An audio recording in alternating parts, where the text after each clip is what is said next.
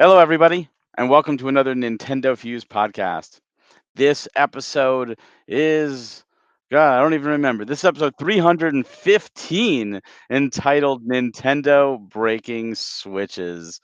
I'm your host, Barry, tonight, and I'm joined by Greg. Good evening. Good evening, everyone. You might notice that we're one short tonight. Steve is not able to join with us tonight, but no worry, I am here to run the show for tonight. Yes, as you notice, one of our beloved members, our glorious Steve, is not here tonight. He is traveling and not able to make this episode, but we didn't want to make you guys wait 4 weeks for a new episode. We wanted to come on and say, let's do an episode. So if you're here watching and you're watching live, thank you so much. We appreciate your support. And if you're listening and watching in the after effect, we still appreciate and thank you for, listening to us ramble, because that's what we do here. We ramble about video games. So if you're watching this on YouTube or your favorite podcast app or service, please remember to subscribe, like, give us a 5-star review or a 1-star review if you hate us. But please leave us a review. It and just help share with other Nintendo fans and other gaming fans, and hopefully someone that enjoys listening to us ramble.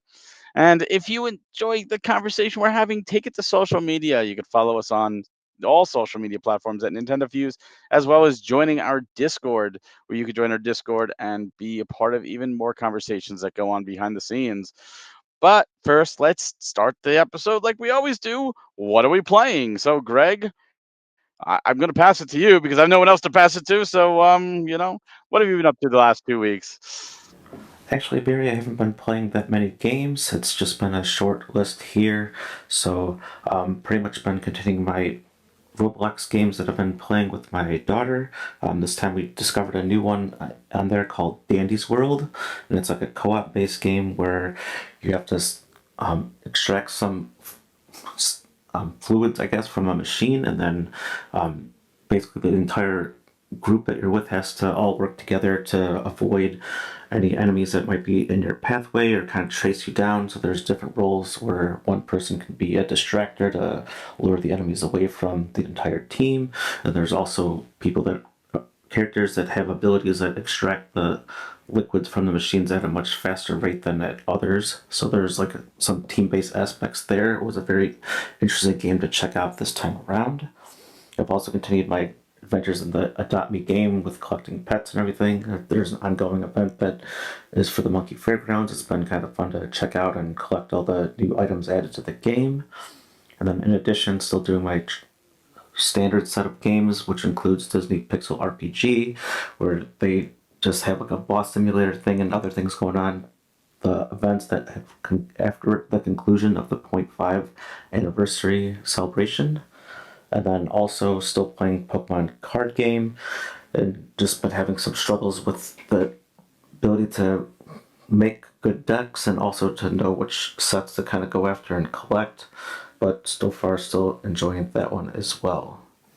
You should know by now, Greg. When playing any type of card game like this, you could even have the better deck, but it's still the luck of the draw. Um, so you just be getting bad hands. But I'll also say they have improved the AI on the auto battle. But the other night I watched the auto battle play a game that was so bad it hurt my head. Like I couldn't understand the logistics of how terrible they were playing. And it happens. I mean, I wouldn't rely on auto battle. It's really just there to help you if you're trying to do multiple things at once or you're just trying to learn. But a lot of it just comes down to getting lucky with the draws, depending on your deck, and building things properly. And being the recommended doesn't guarantee you a win. You know, otherwise that wouldn't be fun. Easy just means the cards they're using are like more common stuff, and they don't have all the evolutions. And I mean, it's to ease you in, but it's still an opponent. They're still going to play. They can still absolutely win. So, I mean, that gives you a little bit of a challenge, and you learn, oh, I lost this time because don't make that same mistake. It's just about starting out, getting the right cards, and you'll get it. I mean, you should be focusing on whatever helps you in the current event because that's timed. And after, when there's no event, focus on building out your favorite decks and getting a strong deck for each type. But at the same time, there's so many different decks out there. You can look online for different deck strategies, and if there's a card you're missing, and that you say, I want to build this deck, but I'm missing X card, open the packs to that card, but if you don't get it, you can still use pack points to get it. Or maybe you'll wonder pick it, or there's multiple ways to get it, but just do what you want, and then you can play online and or do the solo. There's so many solo battles with objectives. I haven't done them all either, so just have fun with it. Don't try to beat the game in a day. It's a slow burn. It's not a sprint. It's a marathon, as I say. But games played for me on the Switch. I'm in this mode right now where I'm trying to finish up what I want to finish up before the Switch 2 comes out. Like that's like the clock is ticking for me. So on the Switch, I'm still doing Pokemon Unite, my daily stuff. Last time I talked about how I went and did Lunar Silver Star Story Complete, the first Lunar game in the remastered collection. Well, this time I did Lunar 2 Eternal Blue on the remastered collection. So I went through the entire game, including the post game, to get the true ending. I do feel there's some weird stuff with Lunar 2, like the menu isn't as intuitive as the first game, and it feels kind of weird that they didn't just copy paste that. Like they tried to change it up, and I felt it was for the worse. But it's also a little bit a harder game, and I almost was like, you know what, I might not do this. But I pushed through, and I'm glad I pushed through, and it does complete the story, unless you want to count Dragon Song on the Lunar series, and it's a great collection and definitely worth playing if you like JRPGs. Speaking of JRPGs, I started Starlight Legacy. It's a game that I will be reviewing in either a game chat or a review for NintendoFuse. It's from East Asia Soft. It's a 8-bit, 16-bit style RPG, but I'm really, really early. But it definitely takes nods from Pokemon. It feels like I'm playing a Pokemon game with more traditional RPG elements. On the PS5, played some more Tokyo Psychedemic. What a game! This is such a cool um, visual novel murder mystery where you actually get to like look at the surveillance video and review and review it and use like the facial recognition and listen like the audio broadcasts and stuff and deduce if it's fake or not and pick up samples and look at photographs and just really dissect testimonials from witnesses. It's a really cool thing, and this is overarching story. So the physical that's coming out soon. Plug, but it's a lot of fun. But there was a game I was in the beginning of last time that I had to play in between Lunar 1 and 2. I didn't plan to play it between Lunar 1 and 2, but I played it because of the hype. The hype was off the chart, so I had to do it so something wasn't spoiled for me, and that was Claire Obscure Expedition 33 on the PlayStation. And I finished the game, and I can say I wish people did not overhype this game, and I will definitely say that because I feel if I went into this game blind, uh, even though I wasn't spoiled on anything, but I mean like no real hype, just watch the trailer, looks cool.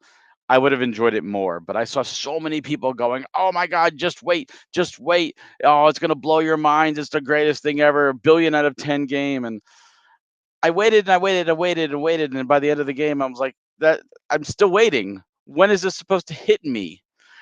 And don't get me wrong, this game is A, beautiful, B, the characters are great, C, the music is lovely, and D, the combat.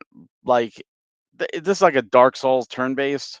It's either going to turn you off if you can't parry, or it's going to make you feel like a god if you can. It also feels like this Tim Burton aesthetics, and I did very much enjoy the game. My problem is I saw so many of the twists and turns, if you will, long before they were revealed. Like, and that's good storytelling. Like, there were hints, but I picked up on those hints. I've played a lot of games like this. Seen a lot of stories, read a lot of stories, with these kind of twists and turns. And there was intrigue, but it was also all the questions were not answered by the end of it, and that kind of annoyed me because I was hoping mm, there would be at least some explanation for some stuff. But I saw a lot of it. And it does end in the same way that like Life is Strange does, where it has this big question, do you do A or B? And you have to pick one. And that was like the only moment of the game that really stopped and was like, oh, I have to pick one, and decided to weigh my choices. And I'm happy with the choice I picked. I'm not going to spoil, but it's one of those things where I feel like this was like Final Fantasy VII.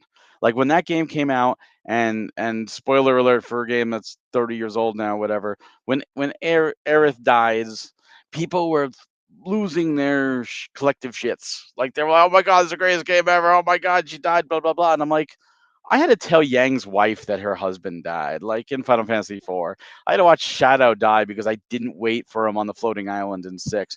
Like, this is nothing new for Final Fantasy, but it was new for all the people who hadn't played Final Fantasy yet. And I feel like this is like, oh, maybe a gate, like an open gate game, or a just an inviting game for this type of storytelling for a lot of people. And this is their first game that's really made them think outside the box, and that's awesome. But for me, it was an awesome RPG. I loved it. I did not regret playing it. I think it's a fantastic game and worth playing, but the overhyping actually was detrimental for me personally, because I saw the twists coming. uh but yeah, on that note, I do recommend playing it. On the PC, still playing Final Fantasy 14, and mobile, I'm still doing Mario Kart Tour and Pokemon TCG Pocket. I got back into the New York Times games, and I started LinkedIn games. I didn't realize LinkedIn actually had games to play every day, and they're a little fun. They're quick, but I've been enjoying them. Yeah, it's been a busy time. But speaking of busy, we have there's a lot of headlines. My God, this is like the other episode where we almost had a split it, where we did split them. But let's get into these headlines, because there's a lot to talk about. A lot happened in 2 weeks, and let's start it off, Greg, talking about the Nintendo Music app that you love so much. Yes, thank you, Barry. We all know that I love giving the updates on the Nintendo Music app as an avid listener of the application. So as of May 12th, we had Pokemon Sword and Shield being added. And then as of May 19th, the soundtrack for Kid Icarus has been uploaded to Nintendo Music. And here's a Switch 2 rumor. Apparently, somebody went to the Nintendo Switch 2 experience in Amsterdam, and they claimed that the Switch 2 Pro controller's D-pad is fixed. I don't know if you've had any problems, but occasionally I have some problems with the Pro controller D-pad. So it's great to hear that we're getting an improved D-pad on the Switch 2 Pro controller. Continuing on back to the rumor mill, this time Wario64 caught a very interesting screenshot. He got one from the NBC Universal page where they're supposedly revealed the name of the next Super Mario Brothers movie, and that name has been supposedly leaked as Super Mario World. So I guess more to come as we'll find out if there's anything that came of this possibly accidental posting. Well, the Switch 2 final specs have been revealed. Digital Foundry has published a full breakdown, which you'll see on the screen. I'm just going to read the Switch 2 stuff, but you can see how it compares to Switch 1. So the CPU architecture is going to be 8 times ARM Cortex A78C. The CPU clocks at 998 megahertz docked with 1101 megahertz mobile with a max of 1.7 gigahertz. The CPU system reservation is 2 cores with 6 available to the developers. The GPU architecture is Ampere, or Ampere. The CUDA cores is 1536. The GPU clocks at 1007 megahertz docked, 561 megahertz mobile with a max of 1.4 gigahertz. The memory, or the interface, is 128 bits and it's LPDDR5. Memory bandwidth is 102 gigabytes docked, gigabytes per second docked, and 68 gigabytes per second mobile. And the memory system reservation is 3 gigabytes with 9 gigabytes available for gamers. Quite a step up from the original Switch. Unfortunately, there's only been one game added to the Nintendo NSO online apps, and that is Killer Instinct Gold, which is now available as of May 16th on the Nintendo 64 application. So be sure to check that out if you wish to relive some old memories or experience new ones playing Killer Instinct Gold. As you know, Switch 1 games on Switch 2 could get an update, and it seems like Nintendo has announced a bunch of free updates for their first party titles. So if you have these games on Switch, pop the cartridge in or download them onto your Switch 2 and you'll get these improvements. So with ARMS, you're going to get visual and frame rate update as well as HDR support. Big Brain Academy, Brain versus Brain, you're going to get game share so more people can play. For Captain Toad Treasure Tracker, you're going to get visual and HDR support update as well as game share for 2 people. Clubhouse Games 51 Worldwide Classics is going to get game share for up to 4 people. Game Builder Garage is going to get visuals and will also get support for the Joy-Con 2 mouse controls. New Super Mario Bros. U Deluxe is going to get a visual update. Both Pokemon Scarlet and Violet will get visual and frame rate updates. Super Mario 3D World plus Bowser's Fury is going to get a visual and frame rate update with an additional HDR support for Bowser's Fury. On top of that, game share will allow up to 4 people to play Super Mario 3D World, and in Bowser's Fury, 2 people can play. Super Mario Odyssey is going to get a visual and HDR support update, as well as game share for up to 2 people to play. And both The Legend of Zelda Echoes of Wisdom and The Legend of Zelda Link's Awakening Remake will both get visual and HDR support updates. All this for free. And this time around, we have not just one result for this Nintendo opening a store. We actually have 2 stories for Nintendo involving brick and mortar stores. So the first is that the San Francisco store has just now been opened as of May 15th. So be sure to go check that out if you're in the San Francisco area. And then Nintendo also announced that they have new plans to develop a brand new store for a second one, at least in Japan. And that won't be opening until later this year, potentially. So stay tuned for more information on Nintendo opening their next store. So Nintendo and Universal Studios have started sharing some photos and videos, especially highlighting the DKC section of Super Nintendo World that is opening in Orlando, Florida on May 22nd, just a few days away. Really exciting stuff. So if you go, please let us know your experience below. And finally, Nintendo is coming to Chicago. That's good news for me, at least, because being a local Chicago resident. So the Pokemon Company announced that they'll be bringing fossils coming to the Field Museum, and they have a set opening date for May 22nd of 2026. So if you want to be sure to check out some real-life like fossils from Pokemon, in addition to even real fossils, be sure to start scheduling your plans and trips to Chicago next year in May. If you're a fan of JRPGs like both Greg and I are, you'll be happy to know that the YouTube channel The Gaming Shelf has announced an Indie Quest 2025 showcase. This showcase will premiere on YouTube on May 29th at 4 p.m. Pacific, 7 p.m. Eastern. It'll feature over 40 exclusive game trailers, a must-see world premiere from a critically acclaimed studio, and popular YouTube creators are introducing each game. So, if you want to check it out, you know where to go. GameStop has actually announced that if you fail to secure a pre-order for the Nintendo Switch 2, you may actually be able to go to one of their brick-and-mortar locations to pick up and purchase the Nintendo Switch 2, as they will have some additional units available for purchase on the day of launch. So anyone that was unable to secure an actual pre-order through any of the other various retailers may have a chance to pick it up from their local GameStop. Just be weary to know that they didn't reveal if you need to show up for the midnight launch or if this is more for when they open for the normal business hours for the day. So be sure to check in with your local GameStop for any more information regarding any additional Switch 2 units. Yeah, there's a lot of headlines going on. So, Greg, why don't you run down your thoughts on these headlines? Well, we certainly got an interesting group of headlines this time around. I'm happy to see that the music app finally has back to having 2 new musical albums available this time around, as opposed to what we said on the last episode. I'm really glad to hear that the Switch 2 Pro controller issue could hopefully be fixed, but obviously time will tell once we get our hands on it. Never know with the movie with the official title that title makes perfect sense to me, and I'm hoping that it actually is turns out to be legit, and hopefully somebody didn't lose their job for accidentally revealing that when they weren't supposed to.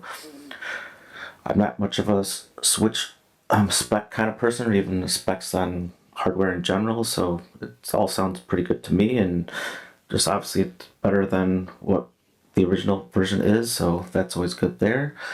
Always happy to hear that the NSO gets some brand new games. I don't know if I'll be looking specifically to play Killer Instinct Gold anytime soon, but still glad that there's option there for those that have any memories or want to check it out from previous being available. I'm really glad to see that there's a number of Switch 2 game updates that are occurring this time around. So I know we were kind of concerned initially with most of them just being announced to having additional content and DLC, and then the Zelda ones just being locked to NSO subscription. So it's glad to see that there's a nice list of games getting some well-deserved updates, especially for the performance department for Pokemon Violet and Scarlet. It's always great to hear that Nintendo's opening up some, or just will be opening up a new store in Japan. I hope to be able to check that out when I make my eventual trip over there. But also glad to hear that the San Francisco store is now open. And unfortunately, when I go to California next month, I won't be in the San Fran area. But obviously, next time I'm in that vicinity, I will be checking out that store. Really excited to see that the Super Nintendo World is finally open in Orlando. I don't have any current plans to go there for the time being, but I might be looking to hopefully check that out next year, and glad that the crowd might be all focused in Orlando, as I'll be actually visiting the Hollywood one in just like the next few weeks here. In terms of the Pokemon fossils, that'd be really cool, and I hope to be able to check that out. Obviously, it kind of sucks to wait for a full year to go see that, but that's a very interesting thing that they partnered with one of the museums here in Chicago, and hopefully I can get a chance to go see it. As with all of our indie showcases, glad to see that there's another one planned in the future. Obviously, we'll be covering that in our likely our next episode or maybe the one after that. But yeah, always excited to try to see some new games coming out on the Nintendo Switch and maybe even the Switch 2. And also, finally, it's great to see that GameStop will have some extra units and it won't just be tied just to those that are with pre-order. So that kind of helps fight the scalper situation, and anyone that obviously had any computer issues or just simply forgot to pick up a pre-order will actually might have a chance to secure an actual item that day. So hopefully they reveal more information if you have to be there for the midnight launch, or if it's more for when you're just going there for a normal business day. Yeah, so it's great to see Nintendo Music get more updates. I know we talked about last time how it was only one game, and Switch 2 D-pad being fixed. Great, great. Let's keep it. Not that I use a D-pad often, but the name of the Mario movie sequel is perfect. Like, let's be honest, it's with that teaser at the end of the first movie, it makes sense. I'm happy with the Switch 2 specs. I mean, I would always like it to be a little more, but I'm okay with it. Like when Nintendo announced like the Tegra X1 for the Switch, I was really annoyed because I think the X2 was announced right before that, and I was like, "Oh, come on! Like the X2 exists, use that instead. Like, future proof your system." Um, I still love the Switch, so I'm happy that the specs are significantly increased. I did download Killer Instinct Gold. I updated my NSO app for 64, but I did not play it. I don't know if I will at this time, just because I'm in rush mode. Right, the Switch 2 is coming out soon. As for Switch 2 updates for the games, I think that's great. I just would have loved to have seen a frame rate update for Link's Awakening. Not that it hindered me. I was still able to play the game and enjoy it, but there was the one I don't often notice frame rate hiccups unless they're terrible, and that was one of the few games that I could notice it from time to time. So maybe in the future, but hopefully the just the Switch to more RAM naturally will help that. So I guess we'll see. Happy that the San Francisco store is opened. I'd be really mad if they decide to do exclusive games there like they did with Mario Kart 8 and Hyrule Warriors. Not that I got the ones in Nintendo New York either. I think that's dumb. But we'll see what happens. And the fourth store, it's great. I mean, the scary thing with digital is that people are going away or shying away from retail, and online shopping is hurting brick and mortar. So making more brick and mortar stores, I'm 100% on board for. Uh, I don't know when I'm going to Orlando, but I've been waiting for the Nintendo World to open in Orlando, as that would be the one I would go to. But it's going to be a couple more years until my son is old enough to really enjoy it and remember it. He's still too young. Pokemon fossils coming to the Chicago Field Museum. I think that's cool. I mean, I'm not going to go. I'm not near Chicago, but I do think that's really cool to help bring kids into the museum and help facilitate education. And more stock on launch day from GameStop for the Switch 2 is awesome because it's been a nightmare for some people trying to get a Switch 2. I hate the way they did it, the retailers. So I'm really happy to be able to get that. And like I got my pre-orders, but I'm happy for the people who didn't. And I know there's some out there, friends of mine, that are just like, oh, I still haven't gotten one, and I tried, and it makes it like there's hope. There's hope. So we'll see. So those are our headlines. We got to go into our main topic tonight, but our main topic is should be a little shorter, and that is that Nintendo has updated their EULA, which is their terms of service, and some people are really freaking out. So some of the stuff, it's talking about the discontinuation of gold points, which we all knew was happening and it sucks, but we knew it. We knew that they were going to remove the about the My Nintendo program because they removed different discounts that were linked to gold points. That's fine. Section titled Earning Points has been updated to clarify that gold points will no longer be earned. Again, fine. But then the section titled Restrictions is where the big question comes in because it's linked to customer service and it's linked to about tampering with your Switch. And that is where people start to get upset. Nintendo has said, if you're found tampering with your system, modding your system, updating your system, that they could essentially brick your system. They can stop it if you're doing anything against their terms of service. So, uh, Greg, what are your thoughts on this initially? Overall, I feel like these updates to the Nintendo's EULA make a lot of sense, and pretty much that's more just to impact anyone that actually modifies or does anything that's questionable with their console. So pretty much, if you're somebody that does do or into the modding community, that probably impacts you the most. But realistically speaking, and even historically speaking, the PlayStation and the Xbox systems also have similar things in their agreements as well. So it's obviously in order to protect Nintendo from any like wrongdoing or even any litigation or lawsuits against them for this. But obviously, it's their right to make that action to brick your console if they feel that you have violated the terms and agreement. This is why you should pretty much kind of read through these agreements and not just kind of scan to the end.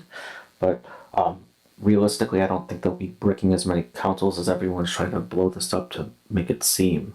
But as with there's being a lot of stuff with it being on like the other systems and everything like that, but there's just hasn't really been any precedent. And in addition, it likely may not hold up in court to actually fully brick your system to begin with. So hopefully this is all for nothing.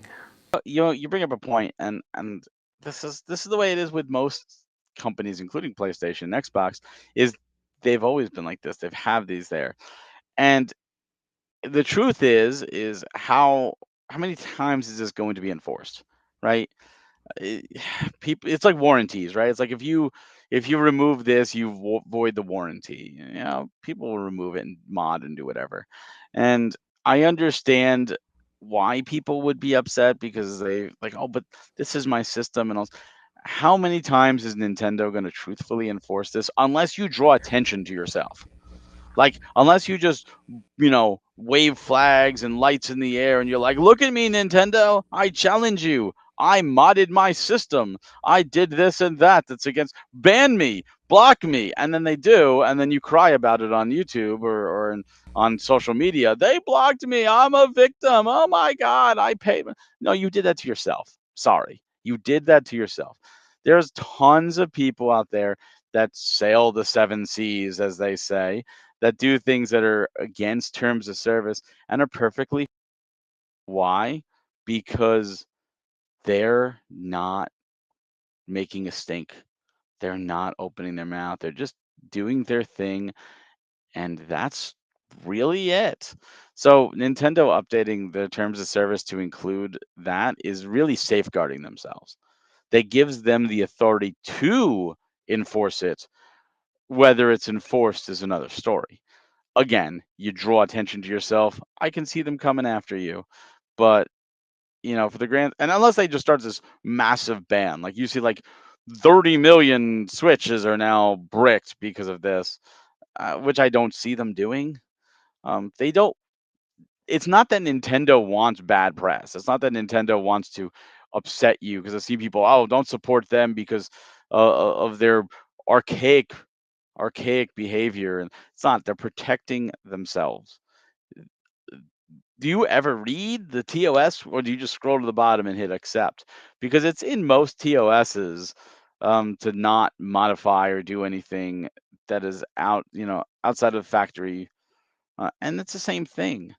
Nintendo doesn't want anyone to have an advantage, sometimes to a fault. It's the same reason you can't upload your cloud, even though you pay for the expansion pack. Why? Because you could do Pokemon or, people can work around. There's a couple games like that. Animal Crossing, I think, is one too. It's stupid. I don't think that it's that big of a deal. I mean, people have been hacking Pokemon forever. There's Scarlet and Violet. People have hacked Pokemon that way too. Uh, you know, it's it's just archaic in a sense, but I think people are making a mountain out of a molehill. And I really think that's just because there hasn't been any huge scandal lately. And with the Switch 2 coming out, they want to hate, they want to have some kind of weapon to go against people who are excited. Because I've seen online there are people attacking others because they're excited for the Switch 2 or they're buying the Switch 2. And it's like, man, you people need to get a life. There's bigger things going on. But I see John in the chat says, "What do I need to permanently disconnect from the internet?" No, you don't need to permanently disconnect from the internet. Just don't draw attention to yourself. But if you put your thing in airplane mode, they definitely can't see you.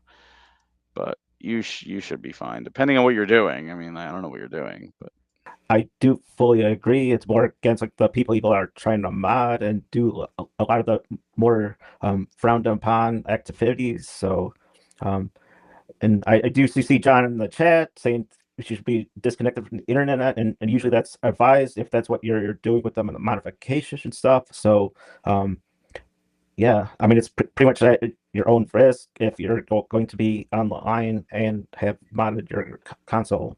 exactly. So it's again, and so let me just preface this that Nintendo Fuse as a whole does not endorse modding or tampering with your Switch at all. But if you choose to do it, that's what you choose to do. Just you have to be smart about it. So if you say, "Oh, I'm just going to mod it to play emulation," right?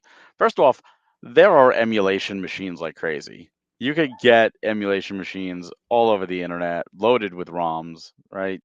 You can get one of those, and you have nothing to worry about. They may not be the best emulation, but they're there. But if you really need to jailbreak or mod your Switch One, um, just just use that for that purpose. If you play it safe, put it in airplane mode and buy another Switch and use that for active Switch stuff. I see people doing it all the time. Again, I feel like people are just harping on this because that's what the internet does nowadays. They see something they may not completely understand, but they see someone angry about it, and angry videos right now on YouTube specifically and on Twitter get the most reactions. It's like baiting people to jump in, and people are like lemmings. They follow it. They just I got to be angry too because Joe 55 on YouTube is angry, therefore I have to be angry.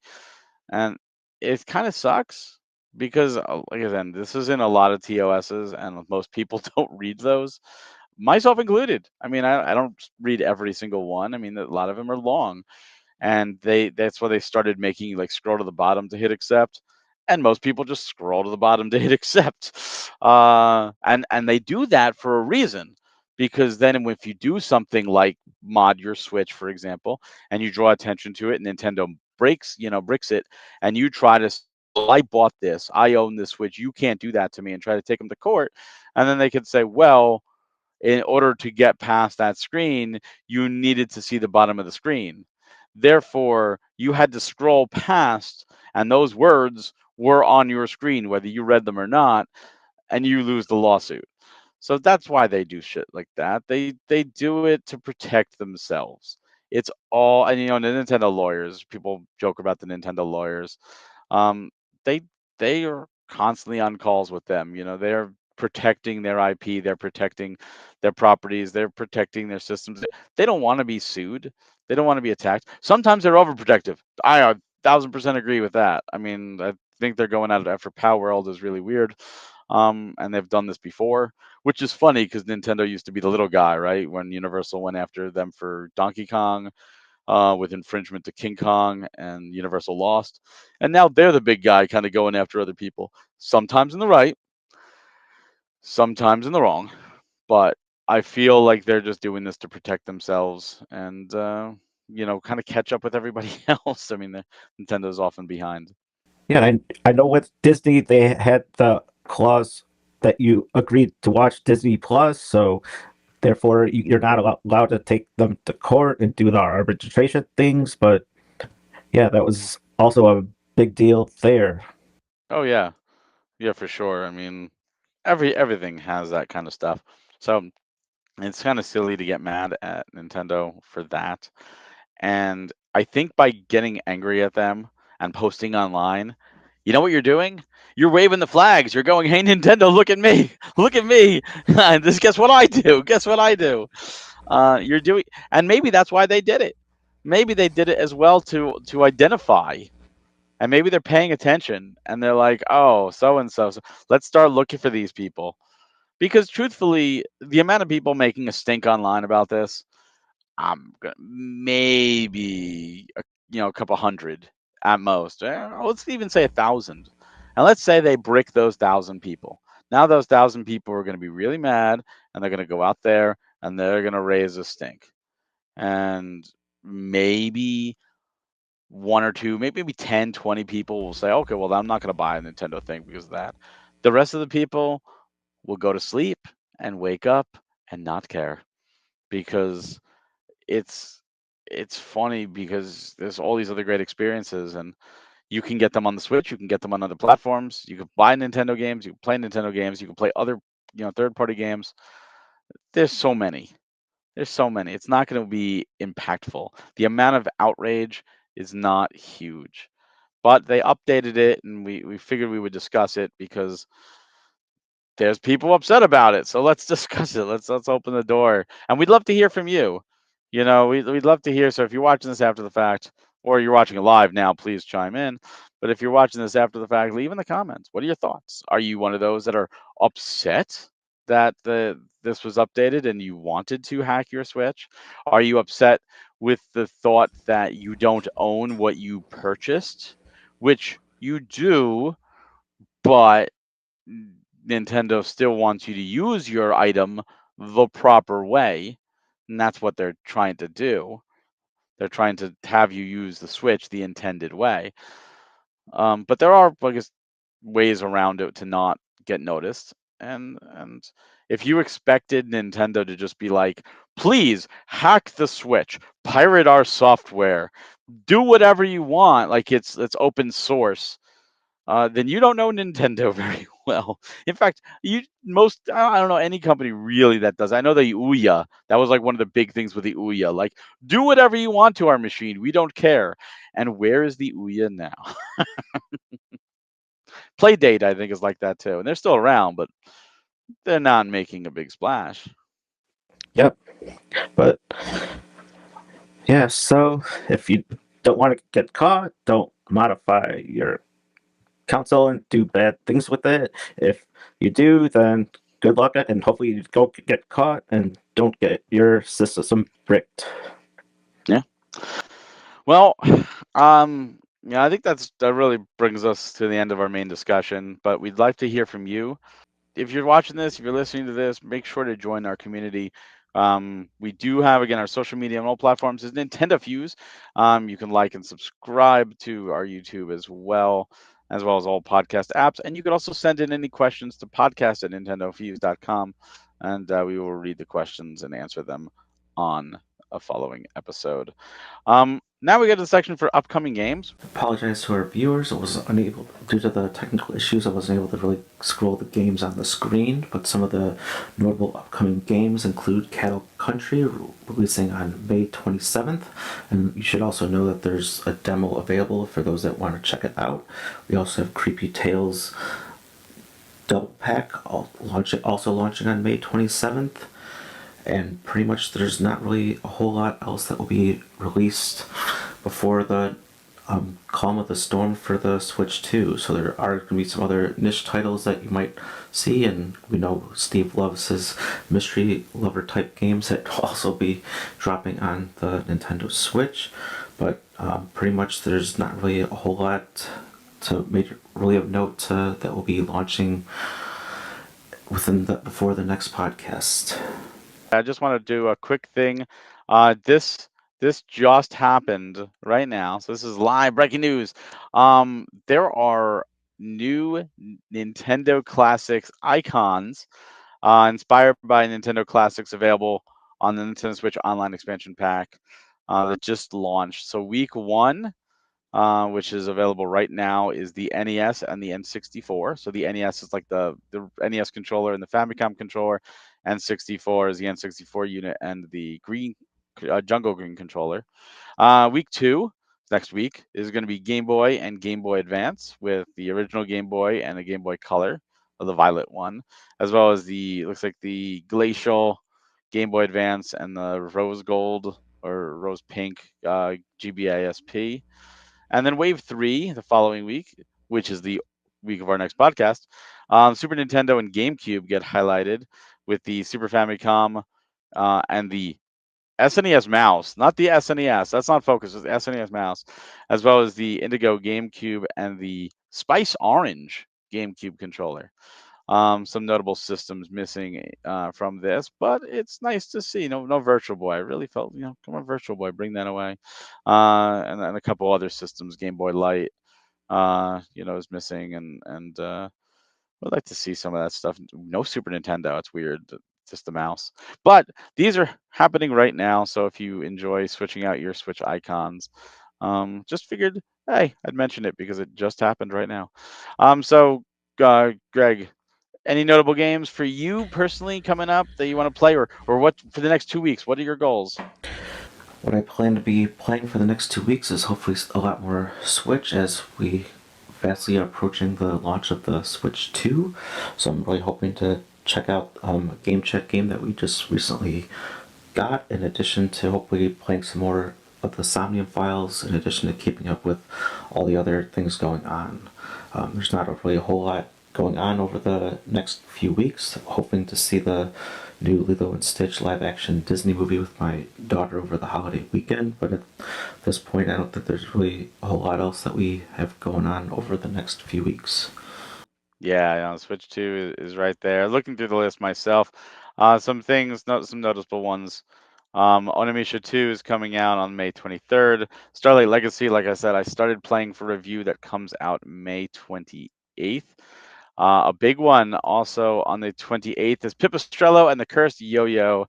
Full disclosure, my company's putting that out, but I have played it and it is fantastic. If you love Zelda, you need to check that 2D Zelda specifically. You really need to check out that game.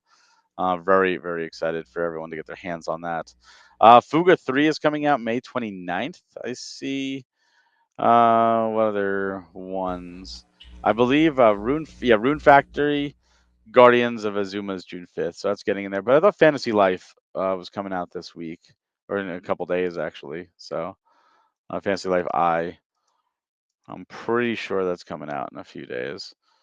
And that's almost a game that will get me like a new game to actually play and try and do in this 2 week period before the Switch one or the Switch 2 comes out. For me, I'm going to play more Starlight Legacy. I just barely scratched the surface of it. I have another game to review. It's a game chat game to play, and I'm gonna go back, I think, and play a couple things. Sea of Stars just had free DLC today, as of the time of this recording, and I love that game and it's post game stuff. So I have to relearn the game because it's been a while, but I might go back and check it out. It was free, so I downloaded it already. Uh, and maybe go back to a few other older stuff or just play some small stuff. We'll see. It depends on how long some of these games take me. If I could get through them relatively quickly, I'll figure. My plan was to do the 100 line, which was supposed to go in this slot, and I might still try to squeeze that in. It really depends on time because I don't want to be in the middle of it when the Switch 2 launches because Mario Kart and Moon Factory come out that day. And it's like, oh, yeah, everything else just goes away for a bit. So I guess we'll see. So let's toss it now over to you, Greg. Just anything going on in your life that you want to just talk about before we end this episode? Um, Pretty much just getting all set for the next episode. Not really too much for the next few weeks here, so probably just getting some good game time in for the holiday weekend we got coming up. And don't, yeah, there's it's just kind of the quiet but before the storm kind of thing. Yeah, the calm before the storm.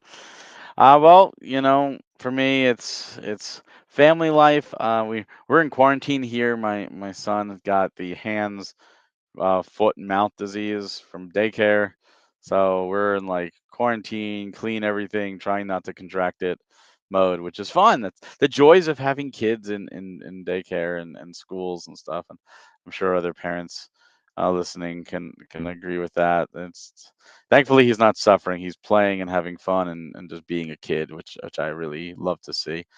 But yeah, just work. We got some big stuff coming up with PM Studios. We just announced a partnership today with Lost in Cult, where Lost in Cult is doing some fantastic collector's editions of games. They announced 3 games, Switch and PlayStation 5. You could check them out. We are going to be working with them with the retail.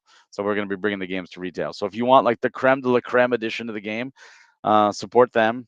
And if you want a little bit cheaper, get the retail version, we're going to be distributing that, handling that. So it's really cool that that's now something I could talk about. And there's a lot of that stuff at work, just working with devs and then different deals going on and talking to different people. And it's exciting, it's fun. And I'll just say we have a lot in store coming up this year. And the entire team has been working really hard to make it a special year. So hopefully you will enjoy. And like I said, Pipistrello.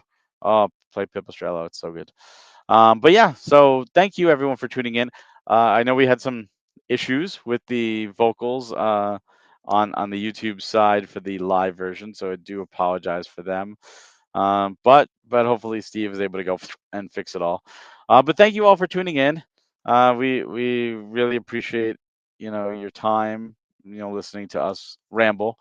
And remember to subscribe, share this podcast with your favorite people who love Nintendo and love video games, and go back. We have a lot of great past catalogs. Remember to connect with us on social media, Nintendo Fuse, all social media platforms, as well as our Discord, which you could join. We'd love to have you there. And our next episode is going to be on June 3rd. June 3rd, just 2 days away from the Switch 2 launch. So get hyped. Yep, and we'll be talking about some of our Nintendo Switch 1 top games and more. So be sure to tune in 2 weeks where Steve will have everything back in control. Yes, he will. He'll be back. Speaking of great games. Play some AI. Get some more AI time in there. But until next time, guys, and in 2 weeks we'll see you there. But keep the conversation going in Discord and in the comments below. Thank you so much for joining us, and have yourself a great night. Have a good night.